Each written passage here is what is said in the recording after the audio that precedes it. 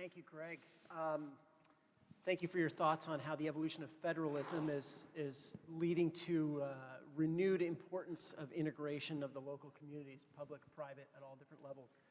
Hopefully, we at CMC will be part of that. We're certainly trying to as part of the institutes, and also as part of this forum. Hopefully, this forum is going to be part of that integration as well. So, arguably one of the most consequential, you know what, I've left the clicker. I don't know if you wouldn't mind running that clicker up to me. Thank you, Andy. One of the most consequential policy changes is one that is currently unfolding, and that, thank you, and that we here in California have volunteered to be guinea pigs for. By that I mean the multi-year statewide scheduled increase in the minimum wage.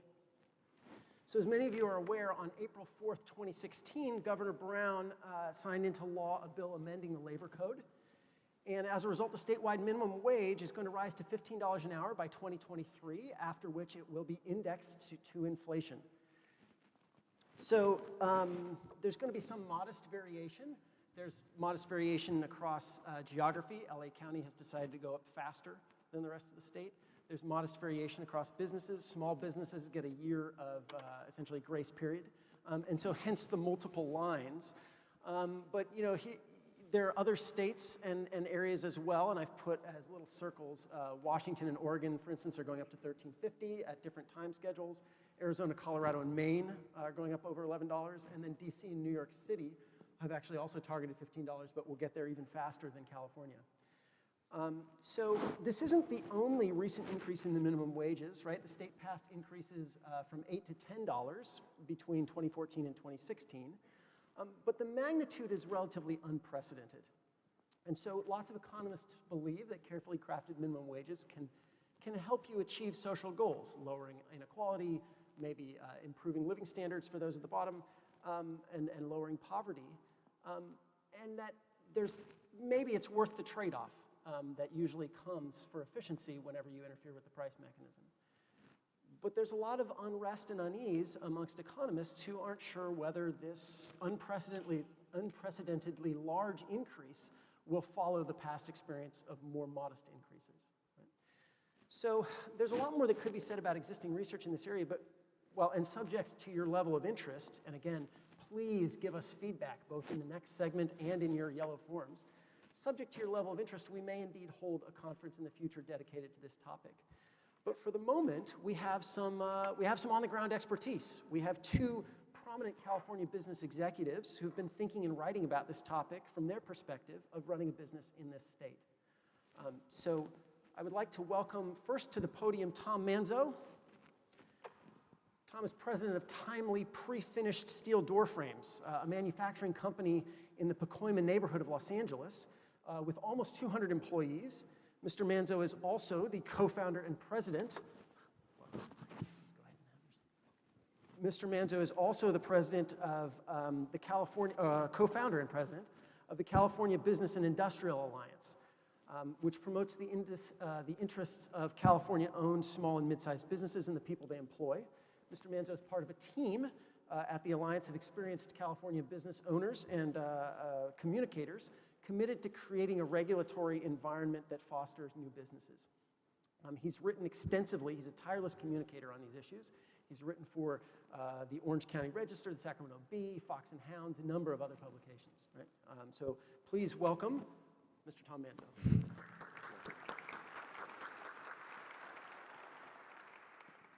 Second, we have Mr. Bill Phelps, who is the co-founder and CEO of Wetzel's Pretzels.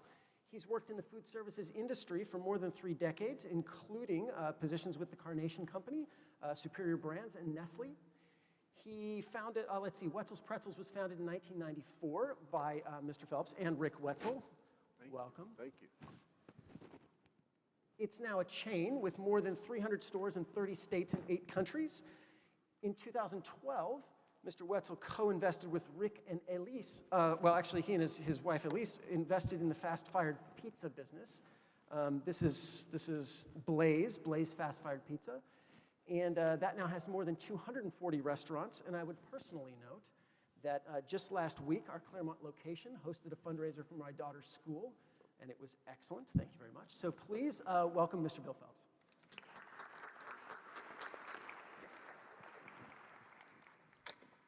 So I thought we would start this conversation. Again, the idea is to bring forward their expertise and their point of view. And so I thought we'd start by a few questions, trying to just give you a sense of where they're coming from and what their business looks like. So we'll take in turn. So Tom, maybe we'll start with you. If you would tell us a little bit about your business model so we can understand your range of employees, your operations, your customers. Sure.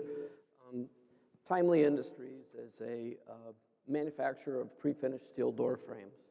So we actually do apartments, assisted living, hotels, motels. We do a lot of dormitory work. Started in 1971. We employed 200 people. Out of the 200, average length of employment is 24 years. We have some employees that have been with us as long as 37 years. Everything we do is made in the USA. All of our steel is purchased American, domestically. Everything we do is 100% American made, and we're very, very proud of that. We've always been ahead of minimum wage. We have 401k, matching contributions, good health insurance. We had yearly bonuses, so we felt that we were always doing what we could to take care of our employees. And so then how many employees would be affected, either directly because they were below the minimum wage or because they were earning close to it and you want to maintain wage differentials? Right, that's the biggest issue is you end up maintaining wage differentials. So, and you still have new people that are coming in. And at Timely, a lot of the work is manual labor. So you do have some people that could be unloading parts or packaging frames. And some people are very happy doing those jobs, you know. Not everybody is going to be writing code for Google or Apple. You know, we need janitors and we need people that are going to be willing to do manual work in the manufacturing industry. So what ends up happening is you have somebody that could be at $14, $15 an hour, and all of a sudden minimum wage goes to $12.25, and everybody that's at $14 or $15 an hour is expecting a raise. So in the reality and the scheme of things, since all of this has started, last year alone, to the bottom line, the company ended up spending another about $650,000 a year to take care of all the differences in the wages. And the real issue is Timely competes. We compete with other companies that make frames all over the United States, our biggest competitor being in Alabama. Alabama isn't going to have a $15 an hour minimum wage. They're not going to have the highest workers' compensation rates in the nation. They're not going to have some of the laws that we have to put up with. So it's much more difficult to do business in Southern California. And I always say, you know, I think the $15 an hour is more political. It's more motivated by this is going to help me get votes, and it's not reality. You know, come sit in my chair, deal with people that have been here for many, many years, and explain, well, we can only give you 50 cents, but you're going to get 25 cents, and this one's going to get $1. And all of a sudden, before you know it, you have a lot of unhappy workers because of all this. So Tom, tell us, that's another thing that's interesting about this. Tell us how you expect it might affect your workers in terms of productivity, morale, turnover, these kinds of things. Are you finding that? Well, what we're doing, of course, is we're automating, you know, because the business has to stay in business. I mean, manufacturing companies aren't that profitable.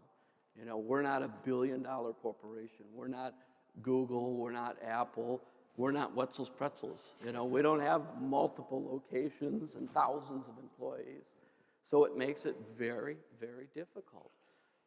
So what the reality is, a lot of people in the factory, a lot of people on the floor will say, well, you know, Tom, minimum wage is going up, but so is my rent, so is the food, so are groceries. So how is this helping me? And I don't even know how to answer that question. I don't know, how is it helping someone?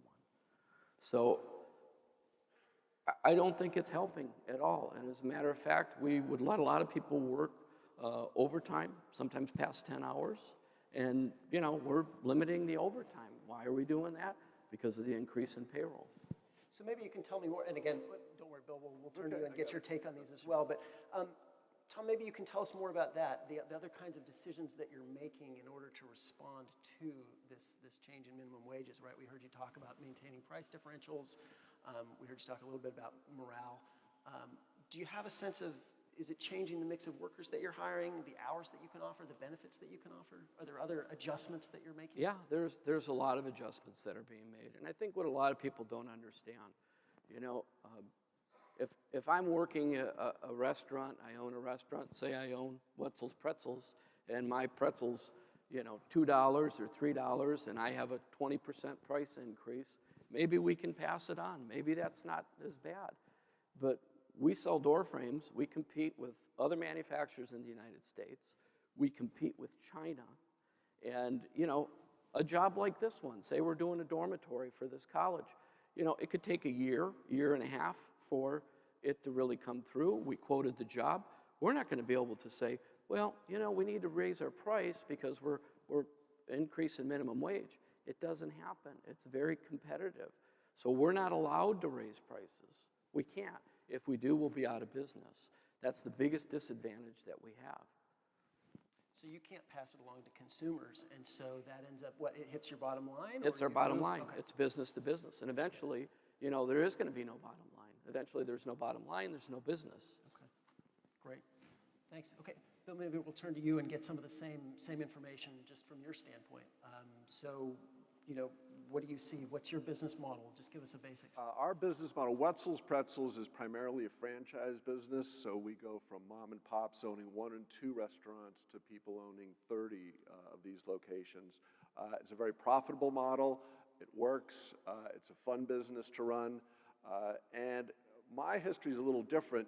Since the minimum wage has gone up in California, our same-store sales have gone up at a faster rate. It's been actually really good for our business up until this year. And in the broader fast food business, I think from the 2014 and 2016 increases, you were able to pass along a lot of those increases, and business was fairly healthy. I see a change happening now. I think business, fast food in general, is flat to declining, and you've got wage increases, and the operators are getting squeezed, and that's what I see happening very recently. So then, for you as well, do you see any effect on your workers, on turnover, productivity, morale? What's going on in that sense? That in the short term, it's been great for workers. Employees have gotten better pay. I think the morale is better. I think there is maybe a little more turnover in the industry just because unemployment is at about 4.3% in California. The economy is very healthy, and so they can find other jobs. And for the workers, it's been great, and that they're getting increased pay, increased benefits, and it's become a better environment for the workers. And so what about again, similar sorts of questions about how many are affected? It's across the board, because the entry-level workers are obviously getting the minimum wage, and the people that are there are getting more money, and they're getting bump-ups. In order to get quality people that we like to have in our stores, you have to pay 50 cents to $1, or even $1.50 more than the minimum wage to get those kinds of employees. So it goes through the whole system. So you pay more than the minimum wage because you want to screen and you want to select out the folks that are more. Just get a better quality employee. Absolutely. Okay. Are you changing the mix of folks that you employ as a response to this? Is there anything more? So can you pass it all along in prices the way Tom was saying? That's a great question. And I say historically we have been able to pass it along. A pretzel is an impulse item when you're going shopping, and so we've been able to pass those along. The bigger industry, the fast food industry, has not been able to pass along those increases. And on the contrary, what's happening is the big fast food companies are discounting more than ever. You're seeing the $5 footlong, the dollar items at McDonald's, and the $5 deals at a lot of these fast food places. So they are not able to pass along the increases. And is your experience with Blaze similar to that with Wetzel's Pretzels? Just in the recent past, it's harder to pass along the increases. Yeah. Interesting. So another thing that we've heard, right? Manfred spoke in the beginning, and then I think we've heard other mentions of it. Is the possibility of technical substitution, right? That you substitute capital for labor. Is this something that might happen in either of your businesses, where you replace people with machines? No, I mean, we're already doing it. I mean, we have no choice. If we want to stay in business, you know, and grow, we're going to have to grow without adding employees and potentially, as people are retiring, not replacing them. Otherwise, Timely probably will not exist. And I agree with Tom completely. Again, I was very bullish on the minimum wage increases. It was working really well for us. It was working okay for the fast food industry, but there's no question you're going to have to see reduction in the number of restaurants that are out there. You're going to see reduction in service, and you're going to see more people going to technology to reduce the labor cost. So now we should at some point talk about, maybe you can speak more specifically about policy specifics, because I know that you both think about this and write about this, but tell me if there's anything that we've missed, any parts of your, just sort of the basics of the business that are relevant to this that we should be talking about that I haven't asked about. Well, I think the reality is with California businesses, most of them are small to medium size, and our company would be considered small. Anything under 500 would be considered small. And I think what happens is a lot of people think Google, Apple, that's the way to run a business. They feel it's a one-size-fits-all. A lot of the labor unions were for the $15 an hour hike. They're also involved with a lot of the labor laws, and they make up about 15% of the workforce, and about half of that workforce is county, city, federal workers. So what you really have is you have the minority ruling the majority. And I feel a lot of our companies are more the blue-collar companies. We brunt everything. We brunt all of the expenses. You know, we had to deal with $1 million lawsuit over people taking lunches later than 5 hours. And when I say later than 5 hours, 5 hours and 10 minutes, 5 hours and a half.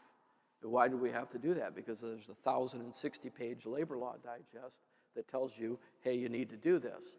But if I'm in a labor union, I'm exempt of it because I have that in my collective bargaining agreement.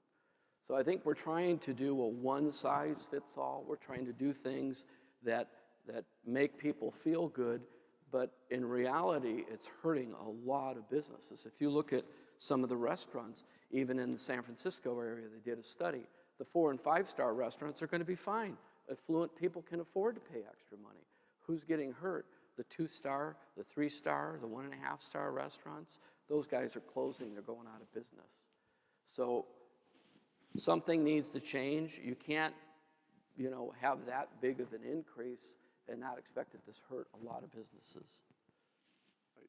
You've had a 38% increase in the minimum wage from 2013 to now. They're looking at another 35% increase in the minimum wage over 4 years. And I think the past increases have been good for employees, our employees, California employees. I think the next increases are going to be bad for employees. I think it's pushing it too far, too fast, and I think employees will get hurt by those moves. I think that's a very clear summary statement. Tom, did you want to add anything, your overall? Oh, I agree. I mean, we paid $650 last year. We're probably looking at somewhere between 800 and 900,000. And then when it goes the following year, it's going to be even worse. I mean, somebody needs to stop and say, wait a minute, let's really look at this and make sure this is what we want to do instead of trying to get votes. Well, thank you so much. Let's all give a warm round of applause to Mr. Manzo and Mr. Phelps for their insights. Thanks.